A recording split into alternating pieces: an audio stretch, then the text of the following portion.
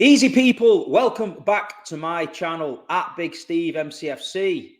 This is the Chelsea match preview, and there's no one else I would rather have on from the Gremlin side of town than my good friend Matisse from the Big Six. How are you doing, mate? I'm good, bro. It's good to see you again. Bro, this is gonna be a rough one for me. So, and I'm not talking Looking a about bit, yesterday. looking a bit delicate there. Why don't you tell the viewers where he was last night? Yeah, man. James and Cecil had a bit of a party, so we decided to go to it. And yeah, man, it was popping off. It was Turkish and Robbie and everybody. It was good, man. But worse for wear this morning. But I said, listen, for this game, man, there's nobody else to chat to but Big Steve about this. And you know what? Our record against you lot is like 6 defeats out of 6, and like you scored 8 goals and we've scored none. So I don't think we've scored against you since the Champions League final. So I said I need to be a little bit worse forever for this one. Well, there was a time not so long ago where the Chelsea Gremlins used to rip me apart. I had to come onto the streams after the Champions League. You had a suit on. I had to sit there and take it, the Gremlin army. But I did tell them that one day, the downfall would arrive. Told them. But no, listen, me and Chelsea fans, we've got a good relationship, love-hate relationship. I've always tried to be fair. But Chelsea, mate, talk to me about it. Obviously, Abramovich era came to an end. It was a bit up and down. It must have been worrying for yourself, not knowing what was going to happen. Then Todd turns up, and it's like, yeah, man, the dollars are here again. Let's have it. I mean, hell of a lot of money been spent. Hell of a lot of money been spent. 10th in the league. New manager. Doesn't really tell the full story. It's a bit mad. But I mean, how are you feeling about it as a Chelsea fan? I mean, a few weeks ago, I think you was a bit down in the dumps. Is there a little bit of light at the end of the tunnel, especially after Monday? It's the problem with this team is it's very often one step forward, 2 steps back, or it's not to say that there's light at the tunnel because of the Tottenham game, because I think it was like a very unique game. It's a game we're probably never gonna have again for the rest of the season. To come up against 9 men that play that kind of high line, is almost idiotic from Postecoglou. Like, it was naive as can be. I think from my side of things, I've got a lot of time for this team, and I wanted this manager in as well because I know he can develop players. I don't necessarily know if he can take us right to where we need to be in terms of the end goal, which is winning trophies again, especially the major honors. But I definitely know he can develop players and take us back into the Champions League, if he's got the tools to do so. I think the problem with the only issue with ownership is they're almost a bit too enthusiastic with it. They've basically been like a kid in a candy store. They've done everything all in one go. When you look at when Roman took over, when you guys got took over by Sheikh Mansour, you didn't go and buy the clubs in Portugal and in France and in Brazil. You didn't do it all in one go to get that City group. You didn't, do everything at once. You took your time and you step by step. You kind of make sure the senior team is ready, competing at the top level. Then you go to make sure the youth academy is ready and at the top level and developing youngsters. And then obviously you finish it off with the wider, global kind of multi-club model. We've basically just said, listen, we're going to buy every single youngster in the world, and we're going to buy up as many clubs as possible, or at least going to try anyway. And we're going to try and do the stadium. So I do like them for the fact that they clearly want to get things done, and they're trying to do what a lot of us have been asking for. I think sometimes us as Chelsea fans can't be hypocrites, because when they were doing all these things, getting rid of medical staff that before they came in on medical record with players was pretty poor, moving players on that we didn't want, that didn't want to be here, had a massive clear out which everybody wanted. When the young players were coming in, everybody was celebrating. So we can't now start to say, oh, this is terrible. We just have to be patient. It's going to take years for this young team to gel, but I do think there's a lot of young talent there. So yeah, none better, by the way, than Cole Palmer. This guy, if there's anybody right now that's keeping Chelsea fans sane, it's this guy. Unbelievable so far for us. Yeah, I mean, like you said about the model and that of Chelsea, yeah, we'll see in the future whether it's proven to be right. I do think that what they've done is they've just accelerated it because they realised that they had a lot of older players. Saudi Arabia came along just in the nick of time. I think rescued a lot of clubs. There's a lot of clubs looking at the balance sheet thinking, well, we've not got a lot of money here. We can't get rid of these players. No one's going to take them. Saudi came along, took a few players and that. And listen, the model that Chelsea's gone down, you look at it, there are a lot of young players they are. So that's why you can look at it and think, you know what, the future's bright. It's not like you look at United and you look at their team and you look about 8 or 9 of their players need replacing. They're old, they're long in the tooth. They're only going to decline. They've got no money. They're getting players in on loan. The whole setup there looks terrible, whereas yours looks like, listen, yeah, we've gone out and shooted our shot, but we've bought young players that can only improve, and we've got a manager in with a track record that improves young players. So you can actually only see it getting better for Chelsea, you know what I mean, at the minute. And like you said with Cole, this shows you the difference with Cole and Man City and the levels at the minute. Like, Cole was a fringe player at Man City. I always rated Cole Palmer. I've rated him for a long, long time, but he never had his chance. He was never going to get 3-4 games on the spin at City. It was always 1 game in, 1 game out, 3 games out, 1 game in. And to be honest, I spoke to him after the Charity Shield when he scored on the pitch, and he said to me, this was his season, and he fully was intended to stay at City, but I believe that the contracts he got at Chelsea and the security and that, and obviously whatever Poch said to him, but he's proved right, you know what I mean? He's playing week in, week out, and like you say, young English talent, and it's a bright spark in the Chelsea, you know what I mean? Sometimes you get these players in and they don't quite hit the heights. I mean, cheap, 45 million quid, young English talent, and like you say, he looks like he's enjoying his football there, and he's so technically gifted as well. Great wand of a left foot. But he's got like shades of Morris to him in a way, like the way that he manipulates the ball. Like, he's very. Do you know what I've noticed about him? He's a tempo setter. Like, he very much will put his foot on the ball, and he's kind of got this audacity about him where he will basically, roll his foot over the top and switch it out of into the other flank and basically show a bit of composure and a little bit of calmness in the attack, because a lot of our guys, Sterling included, they want to do everything at 100 miles per hour, and the decision making is not consistent. It's very hit and miss. He doesn't even look like a footballer though when you look at him. He's tall. No, he doesn't. He reminds me, when I first burst onto the scene, he reminded me of Matt Letizia, because he was like dead tall and gangly, but he just it didn't look like he was running, but he was running. And then he was like, people were thinking, he don't look the most pleasing on the eye, but he's definitely got a trick or two about him. And I tell you what, he can roast players. Like you said, he can get his foot on the ball. He can dictate the play. And if you get him on the edge of the box and he only has a yard either side, his signature move is cut in on the left and curl it top bags. Yeah. And do you know what? The thing I've been most impressed with him is that he's taken responsibility as well. Like, these penalties, someone's got to put him in for us, and we didn't really have a clear penalty taker. And Cuckoo probably would have been it, but he's been injured the whole time.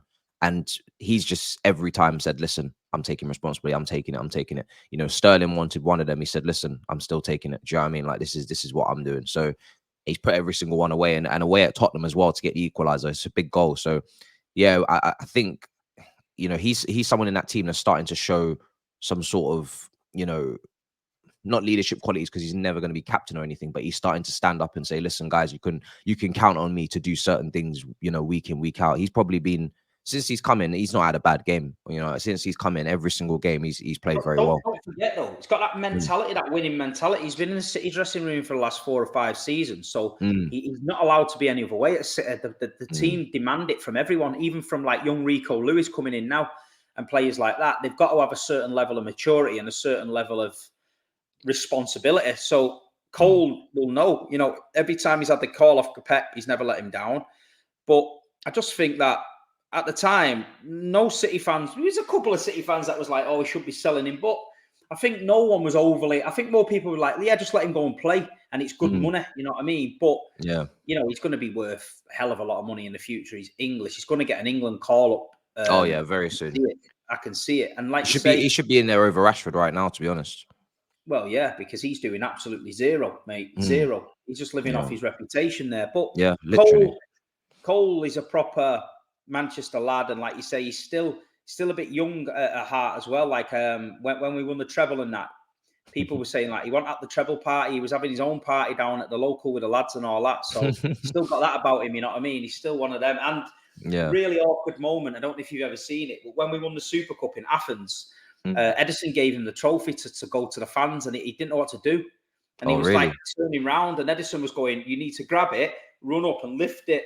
And then he watched the clip, find the clip online, and it's really awkward for him. I think he's just a bit of a quiet lad. He don't really know what to do in that. But Yeah. I'm happy to see him doing well. I am, Yeah. as a City Yeah. fan coming through our academy. I'm happy to see him doing well. I just hope he has a bad game on Sunday. Yeah. Yeah, it's But the getting same with me Sunday, when we had like it's the same with me when we have like Loftus Cheek at AC Milan, and sometimes we knew he had a lot of talent as well. Just off a great game against PSG midweek. We knew he had a lot of talent, but it didn't go his way with the injuries. Stayed there for a while, and just it just wasn't working. It's nice to see when you got these academy players that it's nice to see them go off and do well. Obviously it's a bit different with us being in the same league as you, but right now we're nowhere near you. We're of no threat. We mean no harm at the moment. well, listen, Stamford Bridge's always been tough, a place to go. Even last season, we got the win 1-0, and you want at your best. But talking about the game on Sunday, from a Chelsea point of view, obviously you're looking at City's team, and there's a number of players you can identify. But what's your main concern watching Chelsea? Where do you think Man City can get some success on Sunday? You know what? I think the main trick for me will be whether or not Enzo can deal with Bernardo Silva, and whether or not he gets the support around him to do so. Because against Arsenal, Odegaard was someone that we managed to keep out the game very well with cutting off the passing lanes and basically being very narrow in midfield and letting everybody shove the ball out wide.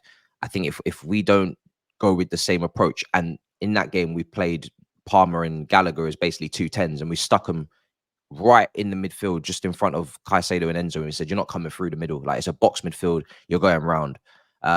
And shoved them out wide, and then just dealt with our 1v1s there. But because Jackson scored a hat trick against Tottenham, he may go with him. That may change the approach a little bit. It may change the way we set up. And if we do allow the ball into Bernardo Silva, I mean, listen, I said it to Turkish last night, and I said it on Lad Bible. There's a reason this guy is in the combined 11 over Odegaard. I don't care what this guy did last year. Listen, I think Odegaard's a very good player, but Bernardo Silva's, I've said it so many times, this guy is This is what I levels. was saying to you on the Lad Bible. Like, the He's Odegaard's levels, bro. one good season. Yeah. Great. But Bernardo Silva has been running rings around Real Madrid, Bayern Yep. Munich, Man United at Old Trafford. Last week at Old Trafford, it was Bernardo Silva's garden party, that. It was just Bernardo Silva running around in his garden with a ball with a load of kids. That's how it was. And this is what I'm saying. When you watch him week in, week out. So I remember Toby telling me that fucking John Stones was a poor player on the Big Six years ago. And he actually sent me a message one day about 3 years later and said, "I apologize wholeheartedly for saying John Stones was a bad player." But it's because I watch him every week. So I know, people only see 5 minutes on Match of the Day. I watch him off the ball, on the ball. But no, I get what you're saying. I think the key battle will be the midfield. I mean, Rodri in there. We've got no John Stones. He's injured. So that's a big miss. I've got a feeling Josko Guardiola, who's fantastic, by the way, might end up centre-back with Diaz, but then going into the midfield in case it gets a bit messy in there. Oh, really? Just as an extra body. I can see it in him because I've seen him at left-back get the ball and just plough through the midfield anyway. And I don't think Pep overly wants him to do that. But with John Stones out, needing an extra body in midfield, especially with Fernandez and Caicedo. Is he fit, Caicedo? He is, yeah, he's fit. He's been playing well recently. He was the catalyst for us getting back in the Tottenham game. And Enzo didn't have a good game. He was not good at all. But I think Caicedo was integral. Without him, I don't think we get back in that game. And obviously, if the players continue to kick and 2-foot tackles, regardless, then whatever. But yeah, Caicedo was very important, very important. So the midfield battle will be key. Yeah, I expect that in there. I think you're going to be, it's going to be tight. But City know how to drag people out. They know how to drag people away from the positions. I think Jack Grealish will play me. I don't think Doku will start. I think Grealish will play on the left, just about control. Foden on the right, Haaland up front. I mean, but stopping the big man as well. If he gets the service, we've been crying out for weeks on this channel. Let's just not just throw hopeless balls in the box, because we don't do that. But when we get in a position down the left or the right, dink the ball in. He rises above everybody every time. At Old Trafford, they put the ball in twice. One, he powered the header straight at Onana. Good save. The second one, he scored. So, It's Do you mad. know what? When we've played you last season, we played you 4 times. Twice in the third round of both cups, knocked out, and twice in the league, two losses. So played you so many times. We usually struggle more against Alvarez. Yeah. Alvarez was the one that was just ripping us apart every single time. Well, This he guy, will. I think he will play. I think yeah, he I will think play so as well. because he Yeah. rested the other night. He rested Rodri, Bernardo, and Alvarez against Mm, young boys. He didn't play, so I'm expecting them to start. But we touched on him briefly before. Jeremy Doku, oh. last game, 4 assists, a goal. He come on the other night, 10 minutes, 6 attempted dribbles, 6 successful dribbles. The guy's got 7 assists in his last 2 games, and Rashford's got 7 assists in the last 3 seasons playing in the same position. How's that work? Apparently, Bro. one's world class. Apparently, Yeah, yeah. but Listen, Jeremy, mate, what have you made of Jeremy from the outside looking in? bro, do you know what? Considering we're buying up all the youngsters, I'm surprised this one, slipped our mind when we were going for all these wingers. Because I've seen an interview of him when he's back in France talking about why he plays the way he plays, about his dribbling technique and just wanting to basically just kill the defenders. Yeah, Um, and we already knew before he came to you kind of that, yeah, his dribbling stats are ridiculous and this guy loves to take people on. But since he's come over, I've seen him up close now. This guy is just ridiculous, man. Like the way he was on the left, twisted people up. Then he went over to the right, twisted more people up. It's yeah. like he doesn't take a chill pill. This guy is just relentless. So he's going to be a serious player for you. And he's just, you know what it is? He's just brought another dimension to your team. I think before he arrived, it was becoming a bit narrow. It was becoming Yeah. a bit, passive in terms of, no one's really going at their man, and it has to be the perfect pass, and you have to go back through the middle. This guy is now taking 2, 3 people on, and he's just eliminating people out of the game. And him, and then obviously I spoke about Bernardo Silva and Leroy Sané. I've been watching a lot of him at Bayern Munich, and he's been brilliantly recently. Those are Bernardo Silva and Leroy Sané, despite them playing for your team, probably been some of my favorite players in the Premier League over the last 5, 6, 7, 8 years. This guy is going to be, people are going to take a liking to him. Do you know what I mean? So Regardless. at the minute at City, people are obviously comparing Grealish and Doku because they play the Yeah. same side. But as soon as Doku gets the ball, I remember City years ago when I was watching City, we didn't have a lot to shout about. King Clancy, when he got the ball, he used to get on the edge of your seat because he'd jig past 2 or 3, he'd do a little 1-2, he'd have a shot, and he had that excitement where he makes you get to the edge of your seat. Jeremy's the same. Grealish will get the ball. You know what he's going to do? He roll it over his foot. He'll keep it. He'll try and drag a few defenders in. He'll ping it inside, a little 1-2. Great. Jeremy gets the ball, and it's like, whoa. He's one-on-one with him. What's going to happen? Is he going to go on the outside? Is he going to go on the inside? Is he going to cut inside? And that's what, when you watch football, that's what you want to watch. You want to watch them Yeah. players. But them players, on the negative side of Jeremy, when we played first game against West Ham, he caused us the first goal. West Ham miscontrolled it. They broke on us and they scored. And then a couple of weeks after at Wolves, Neto started to run down the side. Nathan Ake was alongside him. And Jeremy just sort of gave up and left Ake. Ake couldn't then commit to the tackle because Neto was in. And then they scored again. So he has got his flaws. That's why I think in the big games, like at Old Trafford and stuff, he won't start Jeremy. Yeah. I don't think he will start him against Chelsea. Mm. But you better believe if it's 70, 75 minutes and Chelsea are on the ropes, he's the last person you want to see coming on. Do you know what it will be then? It will be because James will play, but James signaled to come off himself against Tottenham because he's basically now managing his own fitness. And he says, basically, we know you're injury prone. At this point, you've broken down too many times. You're going to start. And if you need to come off, you need to tell us. And we're going to substitute you off. And we're going to bring on Malo Gusto, who's more than competent enough to come in and finish off the game. So I wouldn't be surprised if as soon as Doku's warming up, James is coming off, and it's like on comes Gusto as well, because he's played in League On, definitely played against each other. They're 2 young boys, and Gusto's fit as a fiddle. And listen, you're gonna have to try and deal with him because James is not gonna be dealing with Doku after 75 minutes. I'll tell you that. What have you made of Jackson? Realistically, I mean, he came with a big reputation. I even put him in my fantasy Premier League team at the beginning, and I soon realised that he ain't that guy. So he's coming right out. The hat trick the other night.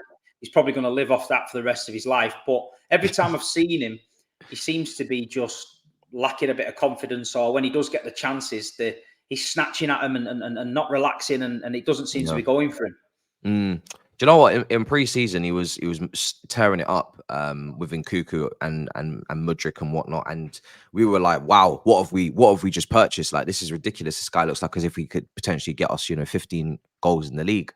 And since the league started, he's just kind of lost his way in terms of maybe Nkuku's not there, so he's lost his partner in crime, but he's also just lost his composure. Like you said, his box movement needs to be improved. His heading ability definitely needs to be improved, but his finishing, which was something that looked like it was pretty decent, has just gone kind of gone to shit. But I think the thing is with him, I have nowhere near given up on him, because I do like the player in terms of what he does outside the box. He kind of reminds me a bit of, I've said it before, people laugh, but a little bit of Jesus, where he will drop deep, he will dribble past a few players, he will link it up, he will commit players and create opportunities for others. It's just when he's in the box, he just loses it and starts fluffing his lines. I don't think that will last forever. I do think he'll kind of get a grip a bit, and I do think Nkuku coming back in the next few weeks will help, because Nkuku can finish. He will be someone that maybe will run him beyond and interchange with him. So when Jackson does drop deep and starts to create, Nkuku's the one that takes his place and takes the pressure off, but also puts the chances in the back of the net as well. So yeah, I think it's been a slow start, but I've had expensive 80, 75 million strikers, Morata, Lukaku, that have failed at my club and have not only failed, but have come with the wrong mentality, dashed their toys out the pram, sulking and whatnot. So I'll definitely take, a young kid who's, costs 30 million and he's definitely rough around the edges. If he doesn't develop quick enough, then I'm sure we'll be in the market again, maybe for like an Ivan Toney. If he does develop, then great. But I think right now we've put him in a position where maybe there's a bit too much pressure on him. There's too much responsibility on him. He doesn't have a lot of competition as well, when really he should probably have an older striker that runs the show. And then he comes on and he, comes off the bench and, he comes in for cup games, starts the odd Premier League game, but he doesn't have to start week in, week out. We had it very well when Giroud was here, and it was Tammy Abraham that was coming through from the Championship. We had a nice balance there between experience and youth. Probably need that again. That's for sure. Yeah, you can handle him being a bit rough around the edges if he's got the mentality and you can see him trying. It's like you just can't handle, like you've had it before with Lukaku turning up and then throwing the toys out, doing daft interviews, and then you think to yourself, wow. But no, I think Chelsea, looking from the outside in, I think you've got a good young team. It's exciting times. You've gone back to basics a little bit. It was just basically getting the fans on board and not demanding too much, knowing that you wasn't that team. It could have gone very different, in my opinion. After Roman came, was forced to go, it could have gone down the drain, and you could have been facing a decade of like trying to get back where you are. You've got to give credit. I know. Listen, people will always talk about the money. If Manchester City went out and spent $1 billion and we were 10th, you'd never hear the end of it. Facts. You'd just be like, what you did, you're ruining football and all that. I just think there's a lot going on in football at the minute. The rejuvenated Arsenal, Tottenham, Man United crisis. I think Chelsea are just quietly going under their radar and just trying to get away with it. Like, just ignore us over here. We didn't spend Literally, $1 billion. just don't watch us right now. Just leave us to ourselves. We're trying to sort this out internally. Another ex-City player, Raheem Sterling. I mean, Raheem, he had a bit of a not a love-hate. We all loved Raheem, but he never had a connection with the supporters. I don't think he's ever had a connection wherever he's gone. I remember him at Liverpool. He left. Nobody was sort of like overly bothered. They called him greedy. He came to City, won a lot of trophies, scored a lot of goals, been fantastic. And then when he left, I don't think anyone was overly bothered. I think more people were more bothered about Zinchenko at the time.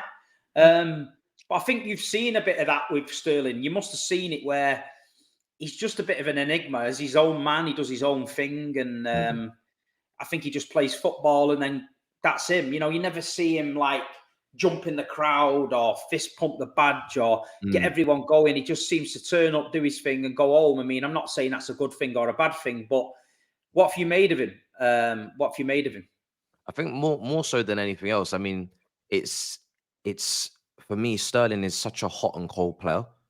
One minute he can be unbelievable. He'll go past 2-3 players and he'll score and he's basically done it all on his own. And you're like, wow, you know.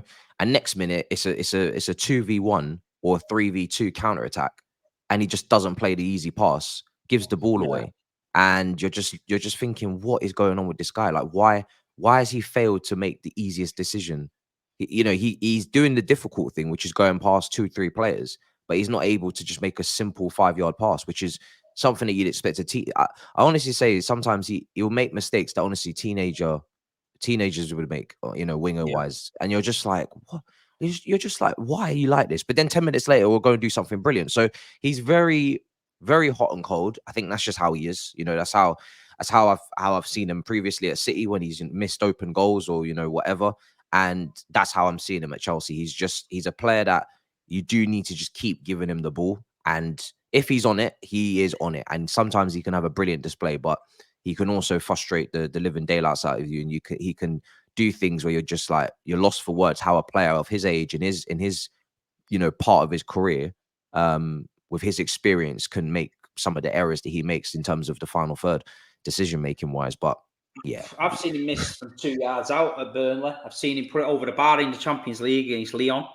I've seen, and then I've seen him do unbelievable things. And like you say, that's the frustrating part of it. With Raheem, I think Pep sometimes got frustrated with him not doing the simple things. The amount of times we broke on teams back in the Leroy Sané, Raheem Sterling days, we were getting beyond defenders, and he was just like, yeah, wrong decision, shoots wide. But listen, another one I wish well. I just hope he has a bad game Sunday. But listen, mate, it's been good to talk to you. yeah, You're in your transitional period. I don't think you're quite there yet. Top 4, I think, has got to be the aim for Chelsea this season. I don't think it's out of the question. I think you're just about getting going. I just hope that weekend we put you back in your place for a bit. Let them gremlins go back in the box. Don't feed them after midnight. One of them. yeah. But mate, Listen, you've got that title wrapped up. I know you don't like to say it before it's done and dusted because you've seen everything as a City fan and you know the drama, and it's never always easy. But the way Liverpool are dropping points to Luton and Arsenal lost to Newcastle there after they beat you and thought that it was all we've done. got a tough patch coming up though. I Tottenham, know. Villa, Liverpool, you. I just If we don't can get trust these through that, teams. Yeah, if I we don't get trust these through teams that, around you.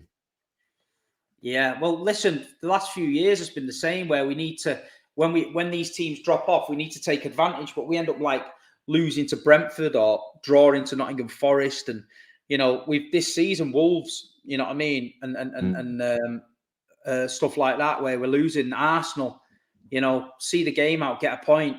But I don't know. I think we're in a good position. We've got a few new players that need to basically bed in still. Nunes has come in. We don't know his best position. Kovacic, another one of your ex-boys. Yeah. He's been okay with us. Great. Just ticks along experience-wise. Mm. Guardiola, 21-year-old, going to be a monster. And Jeremy. So, yeah, I don't want to say it. If we win this season, it's 4 in a row, man. It's never been done. So it's big. Never been You know done. what I mean? Yeah. Yeah. It's It's big. huge. So we finally won the Champions League, after all them years. Finally I experienced was it. so happy for you. I was so happy for you. I was like, mate, because treble. I remember saying to you so many times, once you win that, you're gonna understand that feeling it's just ridiculous, bro. It was. Do you know what? It was a maddest 3 weeks. So we won the Premier League. Then we had the FA Cup final against Man United at Wembley. They could stop the treble. So that was the plan. They're going to stop the treble. So it had a double. It wasn't only the FA Cup final. It was a derby, and it could stop the treble. So the pressure going into it was just hanging, right? Yeah. Hanging.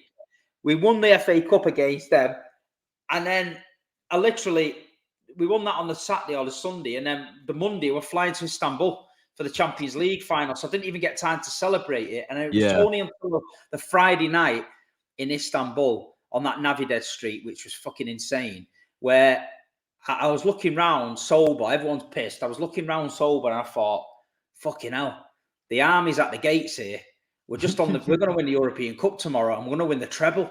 And then that's when I realised. I thought, shit.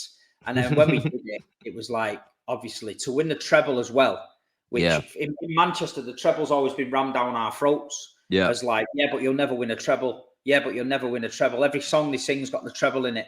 So for us to do that, and especially do that when they could have stopped us, Yeah. That makes it even sweeter. And then, like you say, it does give you. It is. There was people before the game on social media, TikTok, and that saying people was asking, "Would you rather lose to Man United and win the European Cup?" And they were like, "No, I don't want to lose against Man United. I'd rather lose the European Cup." And I'm like, "Are you mental?" I went, "If you lose to United, nobody gives a shit after 2 weeks. But if you win the European Cup, it's in history forever, and they can never take it away."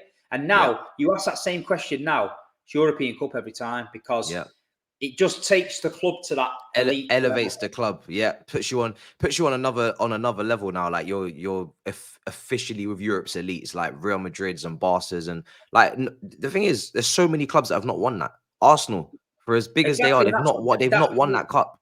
That's why now any Arsenal fan that starts to come for me. By the way, remember I used to be everyone's Arsenal's favourite person on the Big Six. Everyone loved Steve and that. They hate me now. Yeah, they hate me now.